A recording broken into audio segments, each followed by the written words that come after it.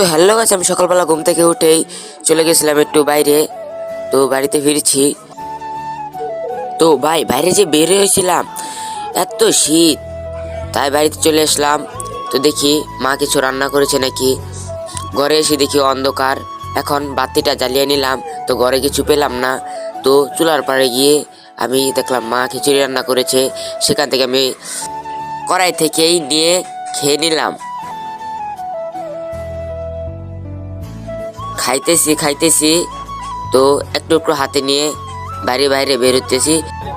কুকুরটা আমার দিকে তাকিয়ে আছে। তো আমি এসব কিছু মনে না করে বাড়ি থেকে বের হয়েই দোকানের চাবি নিয়ে চলে গেলাম দোকানের উদ্দেশ্যে। তো অনেক শীত পড়েছে, তাই মাথায় টুপিটা লাগিয়ে নিয়েছি। তো রাস্তাতে যাইতেছি। তো রাস্তায় দেখলাম অনেক